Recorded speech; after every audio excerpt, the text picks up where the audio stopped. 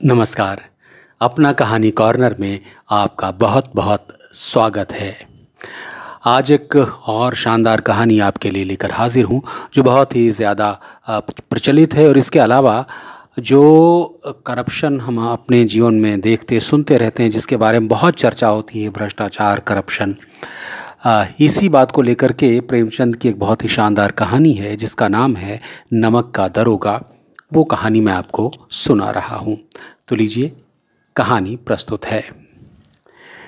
जब नमक का नया विभाग बना और ईश्वर प्रदत्त वस्तु के व्यवहार करने का निषेध हो गया तो लोग चोरी छिपे इसका व्यापार करने लगे।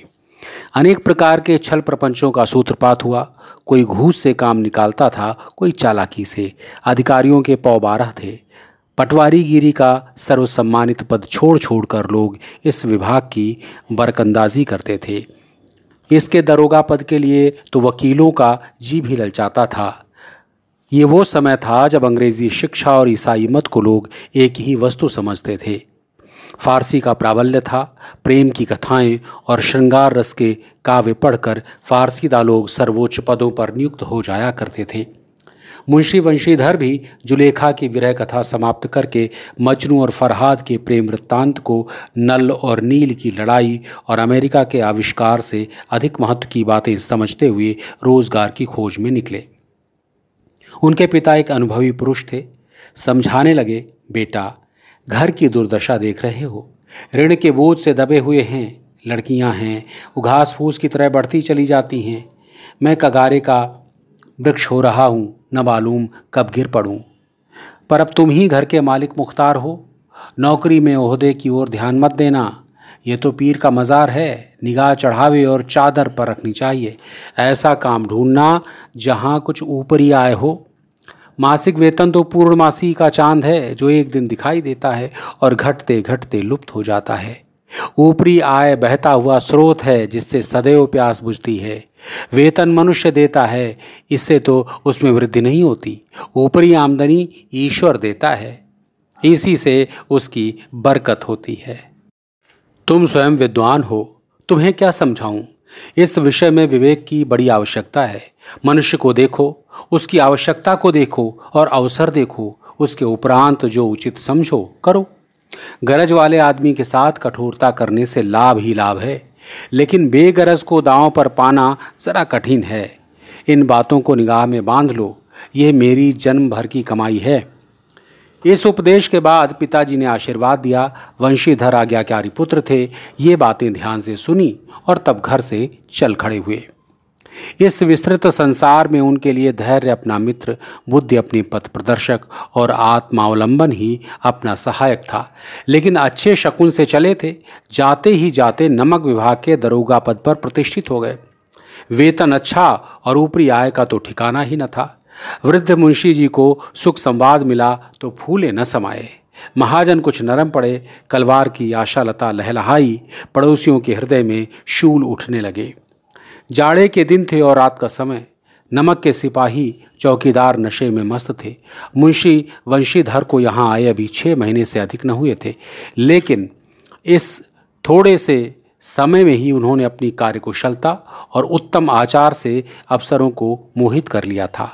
अफसर लोग उन पर बहुत विश्वास करने लगे। नमक के दफ्तर से 1 मील पूर्व की ओर जमुना बहती थी। उस पर नावों का एक पुल बना हुआ था। दरोगा जी किवाड़ बंद किए मीठी नींद में सो रहे थे। अचानक आंख खुली तो नदी के प्रवाह की जगह गाड़ियों की गड़गड़ाहट तथा मल्लाहों का कोलाहल सुनाई दिया। उठ बैठे। इतनी रात गए गाड़ियां क्यों नदी पार कर जाती हैं? अवश्य कुछ गोलमाल है। तर्क ने भ्रम को पुष्ट किया। वर्दी पहनी, तमंचा जेब में रखा और बात की बात में घोड़ा बढ़ाए हुए पुल पर आ पहुंचे। गाड़ियों की एक लंबी कतार पुल के पार जाती देखी। डांट कर पूछा, किसकी गाड़ियां हैं? थोड़ी देर तक सन्नाटा रहा। आदमियों में कुछ कानाफूसी हुई। तब आगे वाले ने कहा, पंडित अलोपी दीन की। कौन पंडित अलोपी दीन? दातागंज के। मुंशी वंशीधर चौके। पंडित अलोपी दीन इस इलाके के सबसे प्रतिष्ठित जमींदार थे। लाखों रुपए का लेन देन करते थे। इधर छोटे से बड़े कौन ऐसे थे जो उनके ऋणी न हों। व्यापार भी लंबा चौड़ा था। बड़े चलते पुर्जे आदमी थे। अंग्रेज अफसर उनके इलाके में शिकार खेलने आते और उनके मेहमान होते। 12 मास सदा व्रत चलता रहता। मुंशी जी ने पूछा, गाड़ियां कहाँ जाएंगी? उत्तर मिला, कानपुर। लेकिन इस प्रश्न पर कि इसमें क्या है, सन्नाटा छा गया। दरोगा साहब का संदेश और भी बढ़ा। कुछ देर तक उत्तर की बाट देखकर वो जोर से बोले, क्या गूंगे हो गए हो तुम सब? हम पूछते हैं इसमें क्या लदा है? जब इस बार भी कोई उत्तर न मिला तो उन्होंने घोड़े को एक गाड़ी से मिलाकर बोरे को टटोला। भ्रम दूर हो गया। ये नमक के ढेले थे। पंडित अलोपी दीन अपने सजीले रथ पर सवार, कुछ सोते हुए कुछ जागते चले आते थे।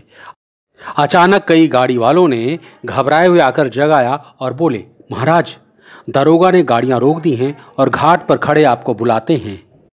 पंडित अलोपी दीन का लक्ष्मी जी पर अखंड विश्वास था। वो कहा करते थे कि संसार का तो कहना ही क्या, स्वर्ग में लक्ष्मी का ही राज्य है। उनका ये कहना यथार्थ ही था। न्याय और नीति सब लक्ष्मी के ही खिलौने हैं। इन्हें वो जैसी चाहती हैं नचाती हैं। लेटे ही लेटे गर्व से बोले, चलो हम आते हैं। ये कहकर पंडित जी ने बड़ी निश्चिंतता से पान के बीड़े लगाकर खाए। फिर लिहाफ ओढ़े हुए दारोगा के पास आकर बोले, बाबूजी आशीर्वाद, कहिए हमसे ऐसा कौन सा अपराध हुआ कि गाड़ियां रोक दी गईं? हम ब्राह्मणों पर तो आपकी कृपा दृष्टि रहनी चाहिए। वंशीधर रुखाई से बोले, सरकारी हुक्म। पंडित अलोपी दीन ने हंसकर कहा, हम सरकारी हुक्म को नहीं जानते और न सरकार को। हमारे सरकार तो आप ही हैं। हमारा और आपका तो घर का मामला है। हम कभी आपसे बाहर हो सकते हैं? आपने व्यर्थ का कष्ट उठाया। ये नहीं हो सकता कि इधर से जाएं और इस घाट के देवता को भेंट न चढ़ावें। मैं तो आपकी सेवा में स्वयं ही आ रहा था। वंशीधर पर ऐश्वर्य की मोहिनी वंशी का कुछ प्रभाव न पड़ा। ईमानदारी की नई उमंग थी। कड़क कर बोले, हम उन नमक हरामों में नहीं हैं जो कौड़ियों पर अपना ईमान बेचते फिरते हैं। आप इस समय हिरासत में हैं। आपका कायदे के अनुसार चालान होगा। बस, मुझे अधिक बातों की फुर्सत नहीं है। जमादार बदलू सिंह, तुम इन्हें हिरासत में ले चलो। मैं हुक्म देता हूं। पंडित अलोपी दीन स्तंभित हो गए। गाड़ी वानों में हलचल मच गई। पंडित जी के जीवन में कदाचित ये पहला ही अवसर था कि पंडित को ऐसी कठोर बातें सुननी पड़ी। बदलू सिंह आगे बढ़ा, किंतु रौब के मारे ये साहस न हुआ कि उनका हाथ पकड़ सके। पंडित जी ने धर्म को धन का ऐसा निरादर करते कभी न देखा था। विचार किया कि यह अभी उद्दंड लड़का है, माया मोह के जाल में अभी नहीं पड़ा है, अल्लड़ है, झिझकता है। बहुत दीन भाव से बोले, बाबू साहब ऐसा न कीजिए, हम मिट जाएंगे। इज्जत धूल में मिल जाएगी। हमारा अपमान करने से आपका हाथ कुछ ना आएगा। हम किसी तरह आपसे बाहर थोड़े ही हैं। वंशीधर ने कठोर स्वर में कहा, हम ऐसी बातें नहीं सुनना चाहते। अलोपी दीन ने जिस सहारे को चट्टान समझ रखा था वो पैरों के नीचे खिसकता हुआ मालूम हुआ। स्वाभिमान और धन ऐश्वर्य को कड़ी चोट लगी, किंतु अभी तक धन की सांख्यिक शक्ति का पूरा भरोसा था। अपने मुख्तार से बोले, लाला जी 1000 के नोट बाबू साहब की भेंट करो। आप इस समय भूखे सिंह हो रहे हो। वंशीधर ने गर्म होकर कहा, 1000 नहीं, 1,00,000 मुझे सच्चे मार्ग से नहीं हटा सकते। धर्म की इस बुद्धिहीन दृढ़ता और देव दुर्लभ त्याग पर मन बहुत झुंझलाया। अब दोनों शक्तियों में संग्राम होने लगा। धन ने उछल उछल कर आक्रमण करने शुरू किए। 1 से 5, 5 से 10, 10 से 15 और 15 से 20,000 तक नौबत पहुंची, किंतु धर्म अलौकिक वीरता के साथ इस बहुसंख्यक सेना के सम्मुख अकेला पर्वत की भांति अटल अविचलित खड़ा रहा। अलोपी दीन निराश होकर बोले, अब इससे अधिक मेरा साहस नहीं है, आगे आपको अधिकार है। वंशीधर ने अपने जमादार को ललकारा। बदलू सिंह मन में दरोगा जी को गालियां देता हुआ पंडित अलोपी दीन की ओर बढ़ा। पंडित जी घबराकर 2-3 कदम पीछे हट गए। अत्यंत दीनता से बोले, बाबू साहब ईश्वर के लिए मुझ पर दया कीजिए। मैं 25,000 पर निपटारा करने को तैयार हूं। असंभव बात है। 30,000 पर? किसी तरह भी संभव नहीं। क्या 40,000 पर भी नहीं? 40,000 नहीं, 40 लाख पर भी असंभव है। बदलू सिंह इस आदमी को अभी हिरासत में ले चलो, अब मैं एक शब्द भी नहीं सुनना चाहता। धर्म ने धन को पैरों तले कुचल डाला। आलोपी दीन ने एक हृष्ट पुष्ट मनुष्य को हथकड़ियां लिए हुए अपनी तरफ आते हुए देखा। चारों ओर निराश और कातर दृष्टि से देखने लगे। इसके बाद मूर्छित होकर गिर पड़े। दुनिया सोती थी पर दुनिया की जीव जागती थी। सवेरे देखिए तो बालक वृद्ध सबके मुंह से यही बात सुनाई देती थी। जिसे देखिए वही पंडित जी के इस व्यवहार पर टीका टिप्पणी कर रहा था। निंदा की बौछारें हो रही थी। मानो संसार से अब पापी का पाप कट गया। पानी को दूध के नाम से बेचने वाला ग्वाला, कल्पित रोज नामचे भरने वाले अधिकारी वर्ग, रेल में बिना टिकट सफ़र करने वाले बाबू लोग, जाली दस्तावेज बनाने वाले सेठ और साहूकार, ये सब के सब देवताओं की भांति गर्दनें चला रहे थे। जब दूसरे दिन पंडित आलोपी दीन अभियुक्त होकर कांस्टेबलों के साथ हाथों में हथकड़ियां, हृदय में ग्लानि और क्षोभ भरे, लज्जा से गर्दन झुकाए अदालत की तरफ चले तो सारे शहर में हलचल मच गई। मेलों में कदाचित आंखें इतनी व्यग्र न होती होंगी। भीड़ के मारे छत और दीवार में कोई भेद न रहा। किंतु अदालत में पहुंचने की देर थी। पंडित आलोपी दीन इस अगाध वन के सिंह थे। अधिकारी वर्ग उनके भक्त, अमले उनके सेवक, वकील मुख्तार उनके आज्ञा पालक और अर्दली, चपरासी तथा चौकीदार तो उनके बिना मूल के गुलाम थे। उन्हें देखते ही लोग चारों तरफ से दौड़े। सभी लोग विस्मित हो रहे थे, इसलिए नहीं कि आलोपी दीन ने क्यों ये कर्म किया, बल्कि इसलिए कि वो कानून के पंजे में कैसे आए। ऐसा मनुष्य जिसके पास असाध्य साधन करने वाला धन और अनन्य वाचालता हो, वो क्यों कानून के पंजे में आए। प्रत्येक मनुष्य उनसे सहानुभूति प्रकट करता था। बड़ी तत्परता से इस आक्रमण को रोकने के निर्मित वकीलों की एक सेना तैयार की गई। न्याय के मैदान में धर्म और धन में युद्ध ठन गया। वंशीधर चुपचाप खड़े थे। उनके पास सत्य के सिवा न कोई बल था, न स्पष्ट भाषण के अतिरिक्त कोई शस्त्र। गवाह थे किंतु लोभ से डांवाडोल। यहाँ तक कि मुंशी जी को न्याय भी अपनी ओर से कुछ खिंचा हुआ दिख पड़ता था। वो न्याय का दरबार था, परंतु उनके कर्मचारियों पर पक्षपात का नशा छाया हुआ था। किंतु पक्षपात और न्याय का मेल, कैसा मेल। जहाँ पक्षपात हो वहाँ न्याय की कल्पना भी नहीं की जा सकती। मुकदमा शीघ्र ही समाप्त हो गया। डिप्टी मजिस्ट्रेट ने अपनी तजवीज़ में लिखा, पंडित आलोपी दीन के विरुद्ध दिए गए प्रमाण निर्मूल और भ्रमात्मक हैं। वो एक बड़े भारी आदमी हैं। ये बात कल्पना से बाहर है कि उन्होंने थोड़े लाभ के लिए ऐसा दुस्साहस किया हो। यद्यपि नमक के दरोगा मुंशी वंशीधर का अधिक दोष नहीं, लेकिन बड़े खेद की बात है कि उसकी उद्दंडता और विचारहीनता के कारण एक भले मानुष को कष्ट झेलना पड़ा।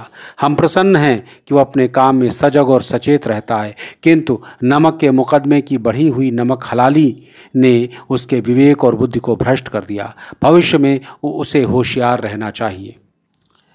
वकीलों ने फैसला सुना और उछल पड़े। पंडित आलोपी दीन मुस्कुराते हुए बाहर निकले।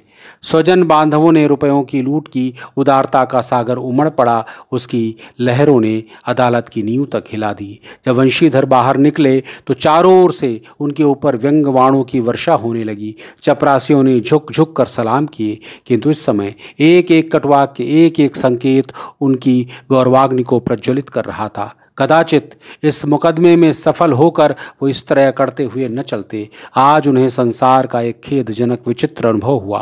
न्याय और विद्वत्ता, लंबी चौड़ी उपाधियां, बड़ी बड़ी दाढ़ियां और ढीले चोगे एक भी सच्चे आदर के पात्र नहीं थे। वंशीधर ने धन से वैर मोल ले लिया था। उसका मूल्य चुकाना अनिवार्य था। कठिनता से एक सप्ताह बीता होगा कि मुत्तेली का परवाना पहुंचा। कार्यपरायणता का दंड मिला। बेचारे भग्न हृदय शोक और खेद से व्यथित घर को चले। बूढ़े मुंशी जी तो पहले ही से कुड़बुड़ा रहे थे कि चलते चलते इस लड़के को समझाया था, लेकिन इसने एक न सुनी। सब मनमानी करता है। हम तो कलवार और कसाई से तमादे सहें, बुढ़ापे में भगत बनकर बैठें और वहाँ बस वही सूखी तनख्वाह। हमने तो नौकरी की है और कोई ओहदेदार नहीं थे, लेकिन काम किया, दिल खोल कर किया, और आप ईमानदार बनने चले। घर में चाहे अंधेरा हो, मस्जिद में अवश्य दिया जलाएंगे। खेद ऐसी समझ पर पढ़ना लिखना सब अकारत गया। इसके थोड़े दिनों बाद जब मुंशी वंशीधर इस दुरावस्था में घर पहुँचे और बूढ़े पिताजी ने समाचार सुना तो सिर पीट लिया। बोले, जी चाहता है कि तुम्हारा और अपना सिर फोड़ लूं। बहुत देर तक पछता पछता कर हाथ मलते रहे। क्रोध में कुछ कठोर बातें भी कही, और यदि वंशीधर वहां से टल न जाते तो अवश्य ही ये क्रोध विकट रूप धारण करता। वृद्धा माता को भी दुख हुआ। जगन्नाथ और रामेश्वर यात्रा की कामनाएं मिट्टी में मिल गईं। पत्नी ने तो कई दिनों तक सीधे मुंह से बात भी नहीं की। इसी प्रकार एक सप्ताह बीत गया। संध्या का समय था। बूढ़े मुंशी जी बैठे राम नाम की माला जप रहे थे। इसी समय उनके द्वार पर एक सजा हुआ रथ आकर रुका। हरे और गुलाबी पर्दे, पछाहियाँ बैलों की जोड़ी, उनकी गर्दनों में नीले धागे, सींगे पीतल से जड़ी हुई, कई नौकर लाठियां कंधों पर रखे साथ थे। मुंशी जी अगवानी को दौड़े। देखा तो पंडित अलोपी दीन। झुककर दंडवत की और लल्लो चप्पो की बातें करने लगे। हमारा भाग्य उदय हुआ तो आपके चरण इस द्वार पर आए। आप हमारे पूज्य देवता हैं, आपको कौन सा मुंह दिखाएं। मुंह में तो कालिख लगी हुई है, किंतु क्या करें, लड़का भागा कपूत है। नहीं तो आपसे क्यों मुंह छिपाना पड़ता। ईश्वर निसंतान चाहे रखे, पर ऐसी संतान न दे। आलोपी दीन ने कहा, नहीं भाई साहब, ऐसा न कहिए। मुंशी जी ने चकित होकर कहा, अरे ऐसी संतान को और क्या कहूं। आलोपी दीन ने वात्सल्यपूर्ण स्वर में कहा, कुल तिलक और पुरुषों की कीर्ति उज्जवल करने वाले संसार में ऐसे कितने धर्मपरायण मनुष्य हैं जो धर्म पर अपना सब कुछ अर्पण कर सकें। पंडित आलोपी दीन ने वंशीधर से कहा, दरोगा जी, इसे खुशामद न समझिए। खुशामद करने के लिए मुझे इतना कष्ट उठाने की ज़रूरत न थी। उस रात को आपने अपने अधिकार बल से मुझे अपनी हिरासत में ले लिया, किंतु आज मैं स्वेच्छा से आपकी हिरासत में आया हूँ। मैंने हजारों रईस और अमीर देखे, हजारों उच्च पदाधिकारियों से काम पड़ा, किंतु मुझे परास्त किया तो आपने।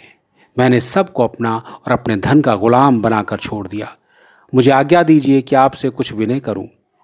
वंशीधर ने आलोपी दीन को आते देखा तो उठकर सत्कार किया, किंतु स्वाभिमान सहित समझ गए कि ये महाशय मुझे लज्जित करने और जलाने आए हैं। क्षमा प्रार्थना की चेष्टा नहीं की, वरन उन्हें अपने पिता की ठकुर सुहाती की बात असह्य सी प्रतीत हुई। पर पंडित जी की बातें सुनी तो मन की मैल मिट गई। पंडित जी की ओर उड़ती हुई दृष्टि से देखा, सद्भाव झलक रहा था। गर्व से अब लज्जा के सामने सिर झुका दिया। शर्माते हुए बोले, यह आपकी उदारता है जो ऐसा कहते हैं। उससे जो कुछ अविनय हुई है उसे क्षमा कीजिए। मैं धर्म की बेड़ी में जकड़ा हुआ था, नहीं तो वैसे मैं आपका दास हूँ। जो आज्ञा होगी वो मेरे सिर माथे पर। आलोपी दीन ने विनीत भाव से कहा, नदी तट पर आपने मेरी प्रार्थना नहीं स्वीकार की थी, किंतु आज स्वीकार करनी पड़ेगी। वंशीधर बोले, मैं किस योग्य हूँ, किंतु जो कुछ सेवा मुझसे हो सकती है उसमें त्रुटि न होगी। आलोपी दीन ने एक स्टाम्प लगा हुआ पत्र निकाला और उसे वंशीधर के सामने रखकर बोले, इस पद को स्वीकार कीजिए और अपने हस्ताक्षर कर दीजिए। मैं ब्राह्मण हूँ, जब तक ये सवाल न पूरा कीजिएगा द्वार से न हटूंगा। वंशीधर ने उस कागज को पढ़ा तो कृतज्ञता से आंखों में आंसू भर आए। पंडित आलोपी दीन ने उनको अपनी सारी जायदाद का स्थायी मैनेजर नियुक्त किया था। 6,000 वार्षिक वेतन के अतिरिक्त रोजाना खर्च अलग, सवारी के लिए घोड़ा, रहने को बंगला, नौकर चाकर मुफ्त। कंपित स्वर में बोले, पंडित जी, मुझ में इतनी सामर्थ्य नहीं है कि आपकी उदारता की प्रशंसा कर सकूं, किंतु ऐसे उच्च पद के योग्य नहीं हूं। आलोपी दीन हंसकर बोले, मुझे इस समय एक अयोग्य मनुष्य की ही जरूरत है। वंशीधर ने गंभीर भाव से कहा, यूं मैं आपका दास हूं। आप जैसे कीर्तिवान सज्जन पुरुष की सेवा करना मेरे लिए सौभाग्य की बात है, किंतु मुझ में न विद्या है न वो स्वभाव जो इन त्रुटियों की पूर्ति कर देता। मैं ऐसे महान कार्य के लिए एक बड़े मर्मज्ञ अनुभवी मनुष्य की जरूरत है। आलोपी दीन ने कमलदान से कलम निकाली और उसे वंशीधर के हाथ में देकर बोले, न मुझे विद्वत की चाह है, न अनुभव की, न मर्मज्ञता की, न कार्यकुशलता की। इन गुणों के महत्व का परिचय खूब पा चुका। अब सौभाग्य सुअवसर ने मुझे वो मोती दे दिया है जिसके सामने योग्यता और विद्वत्ता की चमक फीकी पड़ जाती है। ये कलम लीजिए और सोच विचार न कीजिए, दस्तखत कर दीजिए। परमात्मा से यही प्रार्थना है कि वह आपको सदैव वही नदी के किनारे वाला बेमुरव्वत, उद्दंड, कठोर परंतु धर्मनिष्ठ दरोगा बनाए रखे। वंशीधर की आंखें डबडबाईं, हृदय में संकुचित पात्र में इतना एहसान न समा सका। एक बार फिर पंडित जी की ओर भक्ति और श्रद्धा की दृष्टि से देखा और कांपते हुए हाथ से मैनेजरी के कागज पर हस्ताक्षर कर दिए। आलोपी दीन ने प्रफुल्लित होकर उन्हें गले लगा लिया। तो ये थी कहानी नमक का दरोगा। अब देखा जाए तो कई बार हम तुरंत जो हमारे सामने होता है उसके लिए हम इतनी जल्दी उत्सुक हो जाते हैं और अपने धर्म पर, अपने कर्तव्य परायणता पर नहीं टिके रहते हैं, लेकिन समय उसका मूल्य देता है, यही कहती है ये कहानी। तो ये थी कहानी नमक का दरोगा। फिर मुलाकात होगी किसी नई कहानी के साथ। तब तक के लिए अपना ख्याल रखिए, सुनते रहिए अपना कहानी कॉर्नर और चैनल को सब्सक्राइब कीजिए, लाइक कीजिए, कमेंट करके बताइए कैसी कहानियाँ सुनना चाहते हैं।